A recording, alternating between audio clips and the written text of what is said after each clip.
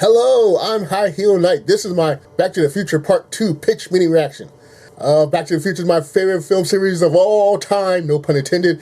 Let's see what's going to happen. 3, 2, 1. So, you got some new Back to the Future for me? Yes, sir, I do. This one's called Back to the Future Part 2. Oh, and we just re-released the second half of the first movie? That's pretty sneaky, but people did love it. No, it's like a whole other movie. That's probably even more marketable. So we're gonna start this thing off right where the first movie ended. Oh yeah, the doc shows up and says they have to go to the future to help Marty and Jennifer's kids. Exactly, so they're in the DeLorean on their way to 2015, and the doc knocks Jennifer unconscious. What, why? Well, because she was asking questions about the future. Isn't that kind of a natural thing to do? Why not just knock her out in 1985 and leave her there? Well, because we ended the first movie with her in the car and we didn't really know we'd be making a sequel, and now I don't want her there anymore. Fair enough. So now it's time for some adventure. So they dump her unconscious body in an alley. Oh my god. And so it turns out that in the future, Marty's son is gonna agree to do some crime with Biff's grandson, Griff. Illegal. And so Marty has to pretend to be his own son to decline the crime invitation. They really have to travel to the future for that? Couldn't the doc just have said, hey Marty, keep your kid inside on this day in 2015, or,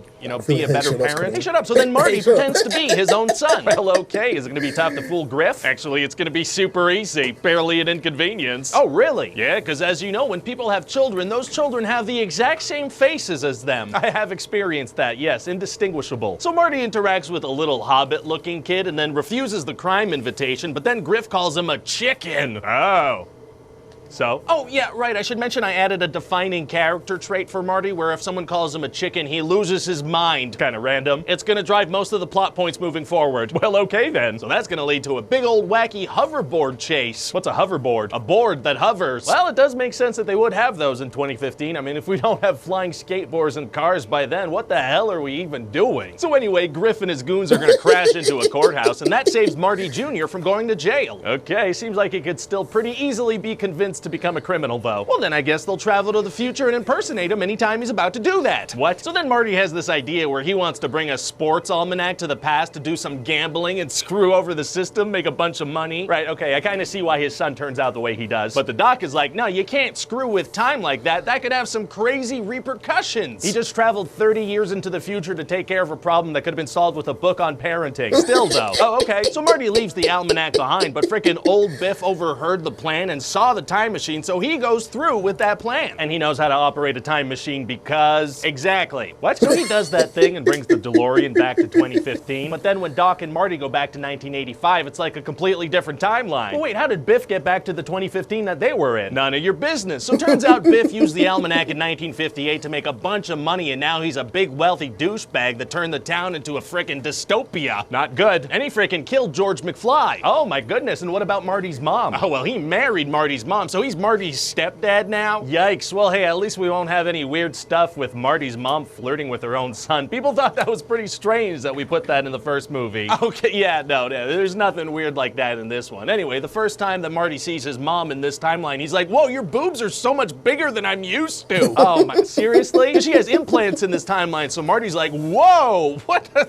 Where did those big things come from, mommy? Okay, so he goes to confront Biff about the almanac, and Biff is like, yeah, an old version of me gave this to me in 1955, and he said that one day a kid might come ask me about it, and I'd have to kill that kid, so now I have to kill you. Why tell him that at all if he's just gonna kill him? Because that works. So then Biff goes to shoot Marty, but Marty jumps off a roof. Uh-oh. But then he floats back up, standing on the DeLorean, all like, haha, I did not die when I jumped off the roof, you fool. Doesn't Biff still have a gun? Yes, and he doesn't shoot Marty. No, because then our protagonist would be dead. So then Doc and Marty go back to the past. Okay. Yeah, they go to the day where old Biff gave himself the almanac, which as it turns out is the same day from the first movie. Oh, that's from the first movie. So they have to avoid themselves in the past because that would create a crazy paradox. Well, wait, if Biff only makes his money in 1958, can't they go to another time and not risk running into themselves? Oh, they absolutely could, but then we wouldn't get to revisit scenes from the first movie in a fun way. Right, we gotta have the nostalgia. So what happens? Well, now Marty's gotta sneak around and get this frickin' almanac back. Yeah, sounds like he frickin' better get that almanac back. What? Whatever you said is also what I said. Okay, so anyway, then we're gonna rewatch all these awesome moments from the first movie, but from slightly different angles. Very fun. And eventually there's gonna be this super exciting chase where Marty's on a hoverboard and Biff is in his car, and then right at the climax, Biff is about to run Marty over. Oh boy, how is Marty gonna get out of that one? Well, the doc's gonna save him with the flying DeLorean, and Biff is gonna crash into a manure truck. Climaxing with some poop is tight. Oh.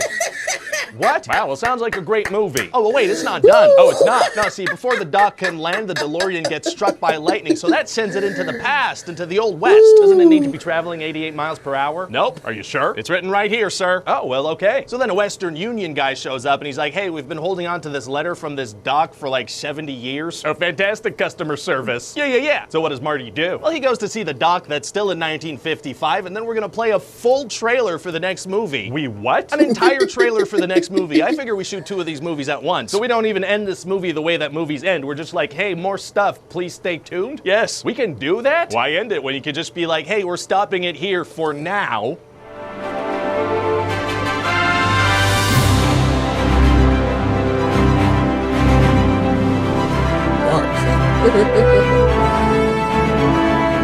Hi, this is Ryan George from The Thing You Just Watched. Please enjoy this slideshow from The Thing You Just Watched.